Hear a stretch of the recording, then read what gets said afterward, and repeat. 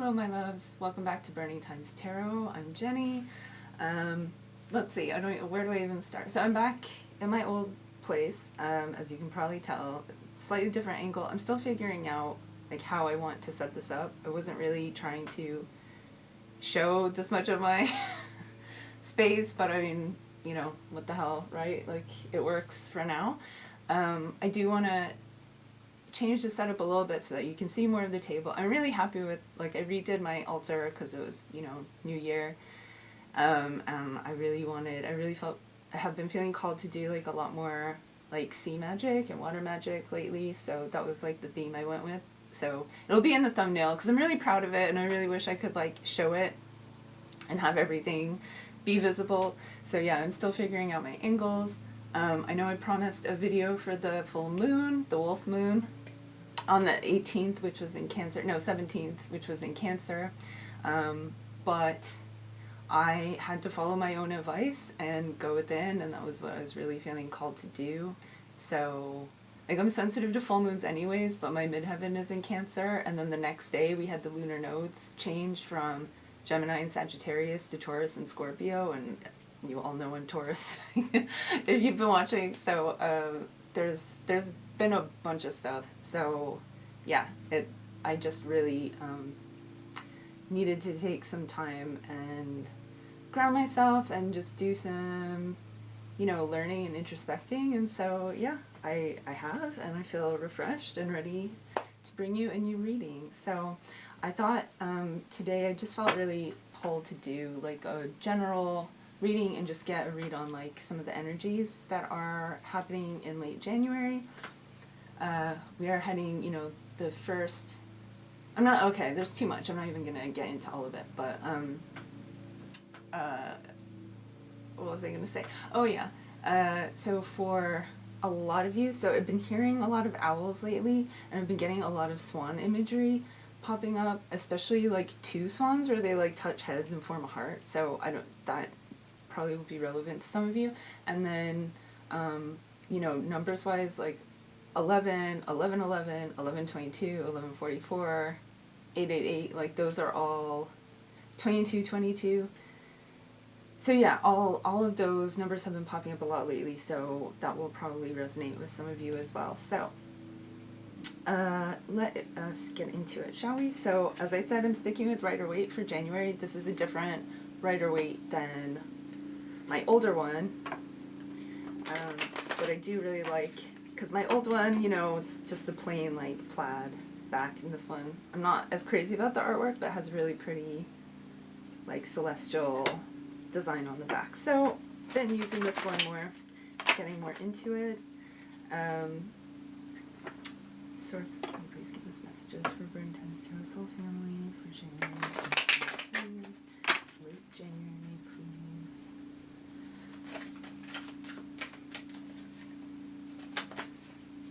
I don't know, some stuff, now I'm just kind of going a bit blank. So, let's see.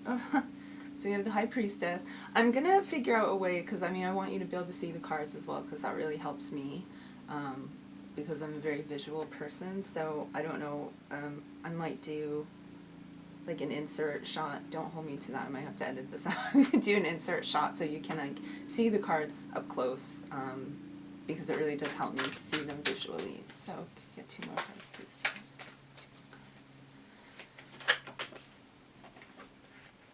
No, it's too many. Two more.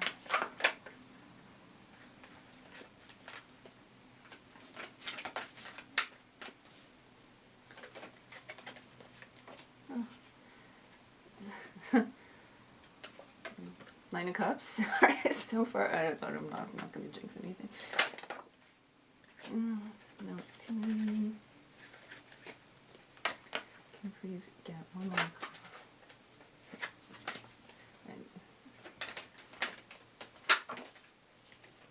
Okay, they're being very stubborn all of a sudden. They were fine earlier. So let's see, one more card, please.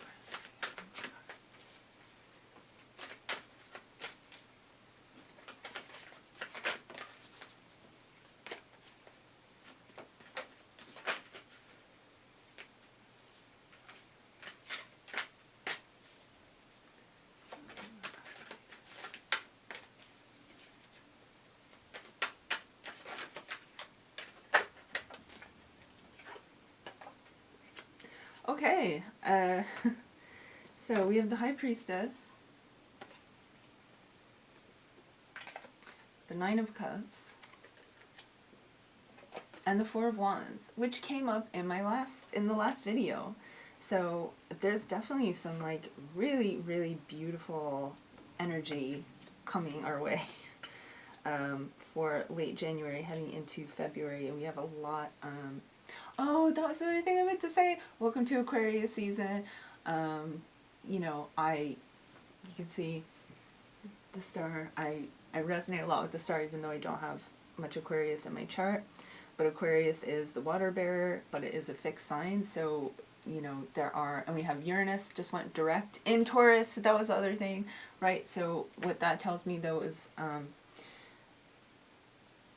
there's a lot of insights being had, a lot of like, I feel like a lot of us really are starting to look a bit deeper within ourselves, within our lives, the universe, what have you, and really starting to, you know, have that deeper sense of connection with our inner knowing, like I'm always talking about. And one thing that has come through really strong is there's a real need to stay grounded, and not just grounded like I always talk about, but also like protection. So I'm hearing like evil eye. If you don't have any evil eyes, like definitely get yourself some. You know, you can get stuff like super cheap. It doesn't have to be super expensive or fancy, but just it's really good. Like I've one in my car, I have one over my door, like over my bed. So yeah, it's definitely important to, you know, and if not the evil eye, I mean that's what I've been hearing, but if not the evil eye, then like something that makes you feel safe and protected, right? So just something that has power to you in your, you know, for you in your life. Put it in spaces that are important to you, the places that you go every day. Like, yeah, that's just a message that has been coming through really strong. So, to get back to the reading. So again, I mean, with intuition, we have the High Priestess here, which is, I mean, it's one of my favorite cards. And so, yeah, absolutely, like, tapping into that inner knowing. But also, the High Priestess is, like, somewhat removed. Like, they have all of this knowledge, but it's not like the Hierophant, right? The Hierophant has, like, the kind of supplicants at their feet that they are either teaching or, like, imparting something to, whereas the High Priestess is much more, like, kind of closed off. It's, like, they are communing with spirit, but not necessarily, like, they're holding the Torah, so there is going to be a communication of the knowledge that was received, but in my mind, like, the card itself is much more about that present moment of, you know, having those realizations, but really keeping them to yourself, like integrating them within yourself before being ready to kind of share them outwardly. And then with the Nine of Cups,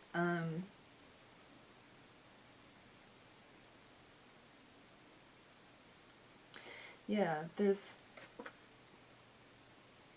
and you know, the three of these together, like, there's the strong, like, blue and yellow themes, and you can see, like, the balance. It's kind of going from, like, heavily blue to, like, more kind of half and half, and then to more fully yellow. So to me, that is also very much, like, about balancing your intuition, really seeing how the more that you tap into your intuition and the more that you tap into that inner knowing, the more you start to see it manifest in the world around you, right? And so, like, the more that you start to tap into that, then the more that you're starting to see, like, physical manifestations happening, you know, some sort of abundance. Now, this is emotional, so, you know, for some of you it could be more material and more about, like, finance, or, you know, a place to live or a relationship, because we have the Four of Wands next. But to me, this is really saying, this is more, I'm really hearing more like a emotional transformation, a spiritual transformation, like really stepping into your power more and like not questioning the signs that you're getting as much. And so then after that we have the Four of Wands, which is, I mean, happy, it's harmony, it's a happy living situation, or a happy, happy domestic situation. It could be a work situation for some of you. As I said, it could be a new relationship, or maybe, again, like reaching a new level in the relationship that you're in, and that could be with romantic relationships, with friends, with family, you know, any of the relationships that are in your life. So I'm going to get a couple clarifiers here before we... Oh, now I'm getting nervous. I hope it's all... doesn't matter, Jenny. Just pull the cards. That's okay. And I got one more resource.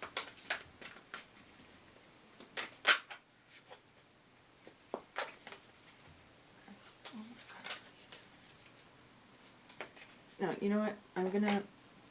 That didn't feel right. So, I mean, they're good. They're good cards, but something doesn't feel right. So, hold on.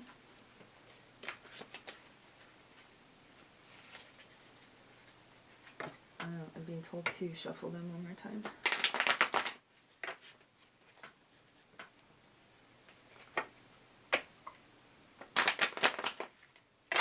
I know it can be a little chaotic sometimes, but I mean, it wouldn't be me if I wasn't, right? So, okay, Source, can you please clarify the High Priestess? Please clarify the High Priestess. Please clarify the High Priestess.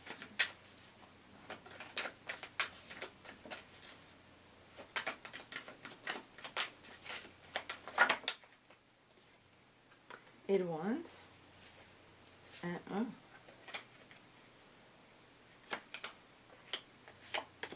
Is that where we're going with? Yeah, that's where, okay. Alright, so clarifying the High Priestess, we have the Eight of Wands. Beautiful. Clarifying the Nine of Cups, we have the Knight of Swords. And clarifying the Four of Wands, we have the Empress. I love that. Okay, so Eight of Wands is messages, communication, could be travel, and to me, again, so, oh my god, and then it's 2 and 8. I was just saying 2s and 8s have been okay, so to me this is really, again, it's that, like,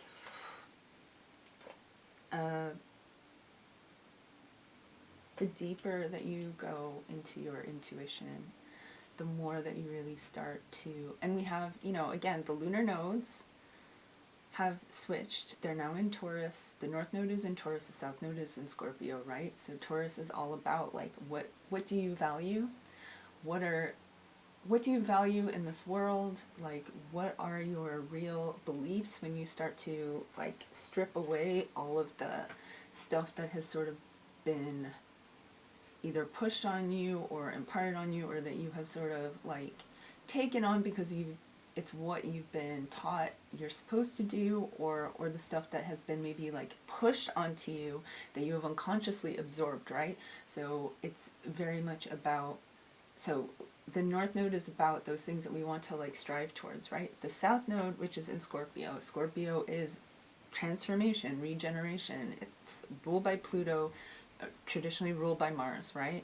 And we have Mars about to enter Capricorn. Yeah, we're gonna have Mercury, Venus, and Mars all in Capricorn. Mercury and Venus both retrograde, and Mars direct. So I think it's the 25th that it enters Capricorn. So, you know, and Scorpio is about the past. And, well, not Scorpio, the South Node is about the past. And Scorpio is about, again, like, that regeneration. It comes from, like, a deep inner inner knowing. So it is about what we keep hidden, what we keep hidden from ourselves, what we keep hidden from others, and what has been hidden from us, right? So really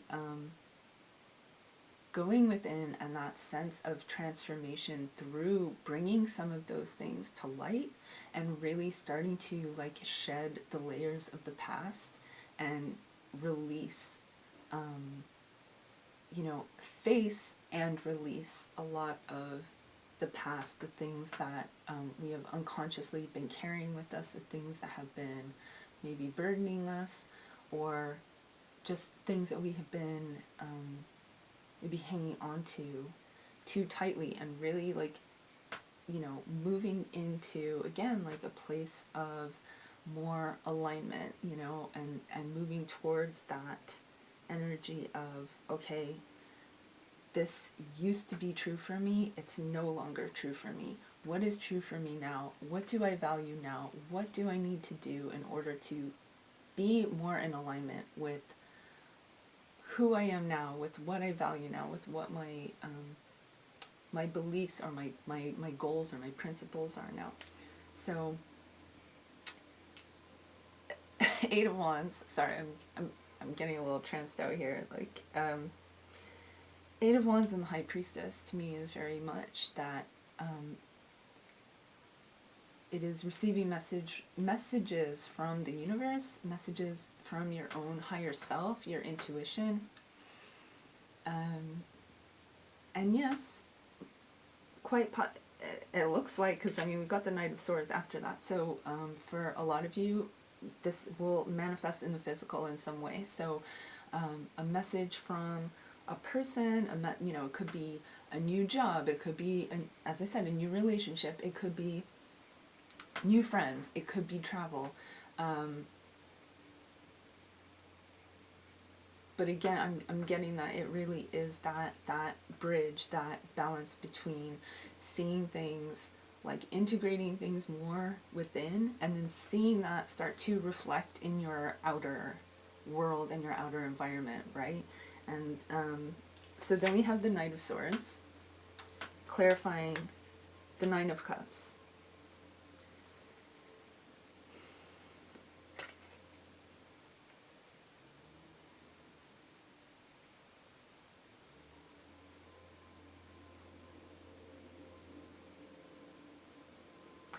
So what I'm getting is, like definitely there's a lot, this is all leading to like a lot more clarity, because swords are clarity, there are thoughts, and the Knight is all about action, sometimes maybe a little bit slightly impulsive action, but I'm really hearing that this is, that internal transformation with the Nine of Cups, of like really reaching, and I'm hearing for some of you it's really reaching like a new place of like self-love and self-acceptance, and in doing that, like it's really helping you to have a lot more clarity maybe about like something that you want to do, something that you want to pursue or put into action, and it's really giving you the drive to actually do that and move forward in a way that maybe you haven't before. And I can't help but note, like, so, with this deck, like, the Knight is actually running this way, which makes me think he's actually running towards the past. But with the sword, so I feel like this is really, again, it's about severing ties with the things that no longer serve us, but also having like a renewed sense of clarity on things from the past. So, and really really having a lot more clarity again about like what you want to take with you into the future, and what you want to leave in the past. And then clarifying the Four of Wands, we have the Empress, which is just so fucking beautiful, right? And again, Venus ruled, I know, I always go on about it, but like, the Empress is abundance, prosperity, fertility, take that how you will. It is, again, it's the Venus card, so it is like art, beauty, love, sex, abundance. And so paired with the Four of Wands, it's like, so I'm seeing that for a lot of you, there's gonna be like this massive internal shift that is gonna lead to like a lot of prosperity, whether that's at work, at home, in your living situation, amongst your friends and family, or just like a sense, a feeling that you have within. But I'm really, you know, this is heavy, like earth, and like it's earth and air, but I'm really yeah, I'm really hearing like a lot of it is something that you're gonna see manifested in the physical. This isn't like strictly an internal change, that is something that you're going to see in your physical environment. So, okay, that's fucking beautiful. I love that. So thank you. So I'm going to pull a Starseed Oracle card, and then I was going to pull a card from the Moonology deck, and then that'll be it, because I'm trying to keep this short so that I can actually post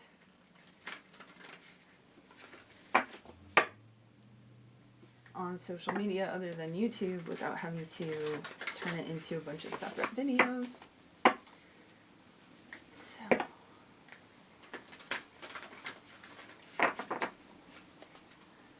these, oh no.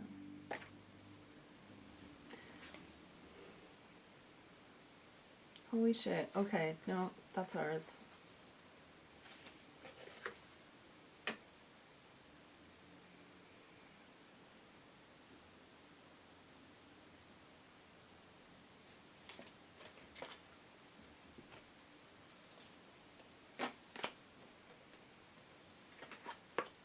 I don't know, I'm feeling like weird about this card. I don't know.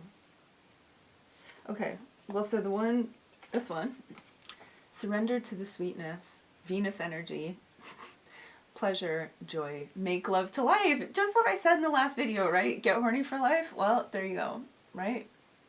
And if you do, you will start to see dividends from that, because it is going to, again, you're going to see it start to manifest in your physical environment. And once that starts, a lot of you are going, you're not going to look back. You're not going to look back. Your life will be changed for the better, and it'll be beautiful. And this one is forge, don't follow. Pave a new path. Be the leader you wish you had.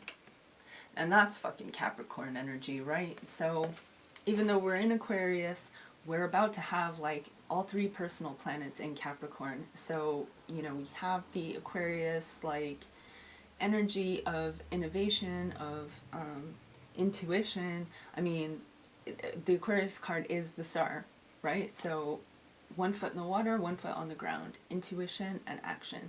And Capricorn is very much like boss energy. It's that earth energy, physical manifestation. And so again, it is taking that insight, taking that inner knowledge, and really learning how to use it to manifest what you want to see in the world around you. I keep sitting up and cutting my fucking head off.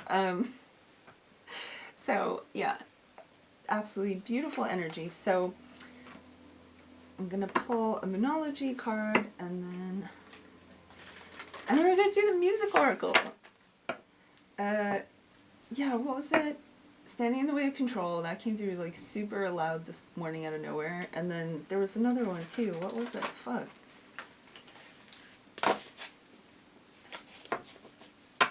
God damn it. Okay, I don't, maybe it'll come back to me in a sec. Okay, so this message for Many Times Taurus.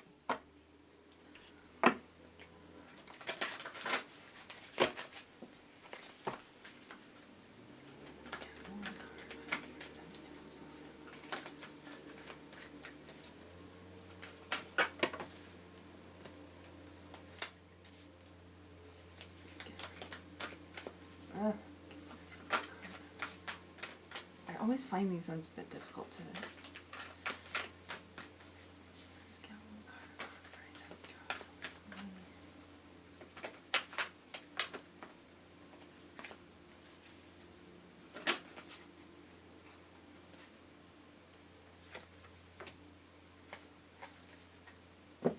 Okay, so speaking of, the end of a tough cycle approaches full moon in Capricorn, right? So yeah, got a lot of Capricorn energy still happening. And again, it's that, and Capricorn is Earth, but it is also the sea goat. So it is earth and water, really. It is the journey from the unconscious to the conscious. So really perfect. And I mean, that is, you know, again, like, I've been very focused on, like, water and sea magic, and I've been getting a lot of messages around, like, earth and water, and then, you know, with Taurus and Scorpio, that is earth and water. So yeah, I'm definitely, like, tapping into those energies a lot, and I have a feeling a lot of you probably are too. So let us go to the music oracle, shall we? So I've always felt a really strong connection to Scorpio and Scorpions because growing up, I always heard this story from my mom about when I was a baby and we were still in Venezuela. She couldn't sleep one night and woke up and felt like she had to check on me and found a scorpion, like, crawling towards my crib. And we were living on the 13th floor of an apartment building at the time. But yeah, growing up, like, hearing that story, I always thought the scorpion as more of, like, a protector than something that was trying to harm me. So yeah, I just always had, like, a very personal connection to them. But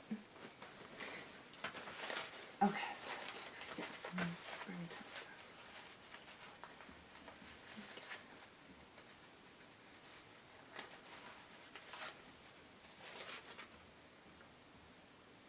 Okay, and then get one more source.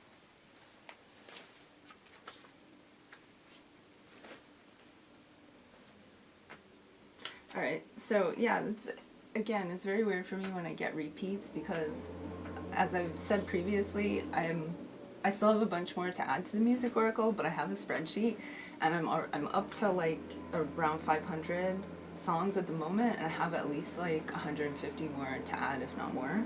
So it's really weird when I get repeats. So I have Flying by Dead, and then we have Quiero Sentirme Bien by UCHIS.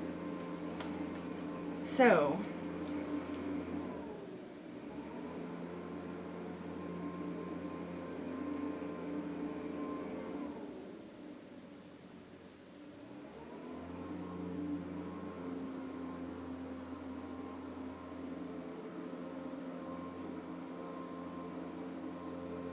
yeah, I feel like Quiero Sentirme Bien really, like, relates to this card, the end of a tough cycle approaches, because I feel like, as I've been saying, it's very much about, like,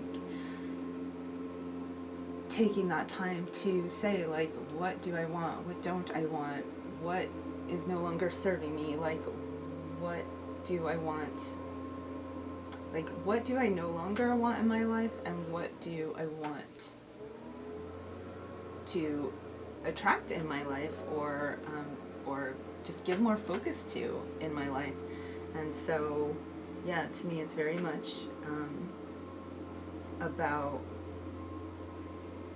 really, like, learning what suits you, you know, not in, like, a shallow or, like, a superficial way, but really, like, learning what resonates with you more and moving into that, like, moving towards that.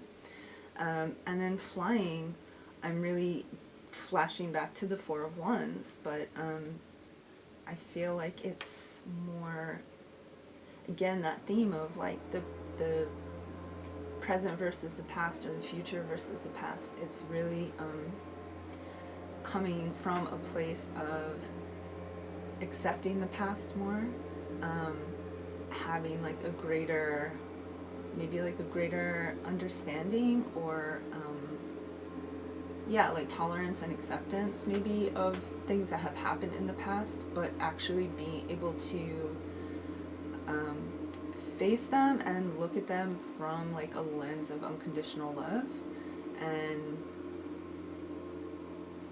yeah, I mean, and with the Empress, I mean, the Empress as well, like Venus energy is unconditional love, right? That is, I feel like, what it is at its core. And so to me it really is that. And so, you know, look, again, I don't do toxic positivity, so there's some shit that people go through, like, that I would never say, like, I would never tell someone, like, you have to forgive someone, or you have to, like, just be at peace with it and accept, you know, like, there's, you know, when it comes to things like abuse or things like that, I don't want to, like, trigger anyone, but it's just, I'm not here to tell you that. Just so please know that, like, I'm not here to tell you that.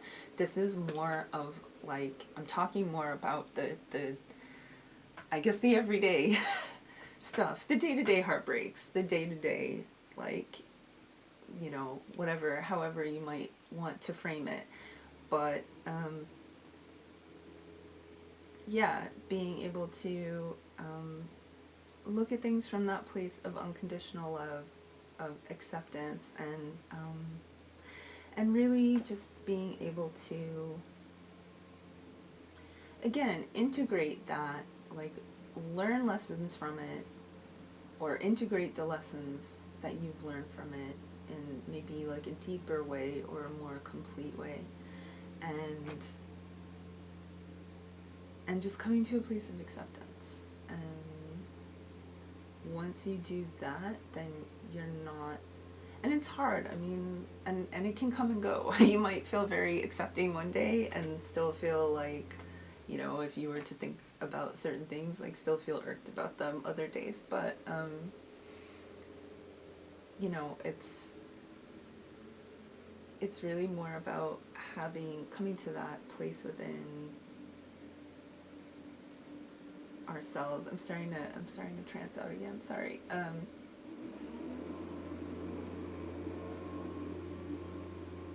Have you noticed that a chainsaw starts every time I hit record? Yeah, really, coming at things from, like, a less egoic place and having, like, a higher perspective on things, and so being able then to look at them with more of a sense of peace and acceptance, right? And so, and again, as I said, that's not going to apply to everything, and I totally understand that. But, yeah, so that is it. I hope you enjoyed this. I hope it resonated with you. Stay tuned, because there's a lot more stuff coming up. You know, as I said, I took that time to get more grounded, to go within. I feel a lot more refreshed, and so if you haven't been able to do that for yourself, please do, because I guarantee you, you will feel better. And if you have been doing that, then fucking brilliant, good on you. And, you know, I hope that everyone is having, I hope everyone's having a lovely end of January. I hope everyone is, what, I try.